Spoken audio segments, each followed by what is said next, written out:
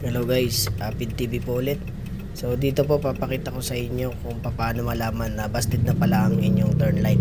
So mapapansin nyo po dyan kapag nag left turn ako ay mabilis, pero dito kapag kumana naman ako ng turn light signal ay mabagal lang or normal lang siya. Pero kapag ibinalik mo sa left turn ulit yung signal light, ayan mabilis ulit siya. So isa yan sa sign na nangyari na naranasan ko dito sa aking sasakyan. So pakita ko sa inyo, i-hazard ko para lahat umiilaw at para makita natin kung alin yung busted. So ikot ako, tingnan ko yung dalawang ilaw ko sa likod, okay pa. Yung dalawang signal light sa gilid, sa right, okay pa.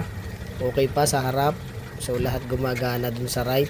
Dito yun, boom, nandito yung busted bulb ko sa harap, sa left side ko, tapat ng driver side. So dun sa gilid ko sa kanan, yung maliit na auxiliary umiilaw din. Tara, i-mekos natin.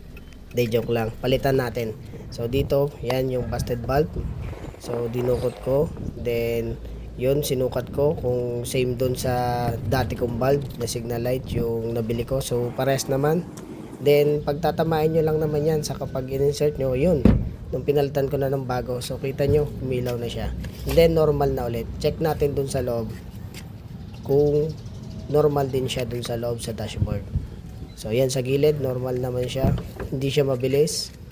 Sa dashboard yun, back to normal na ulit. Hindi siya mabilis mag-blink-blink yung signal light niya. So yan yung isang sign kapag mabilis na yung blink nung ano nyo, kapag nag-left turn kayo or right turn kayo, possible pwedeng may busted na sa bulb nyo.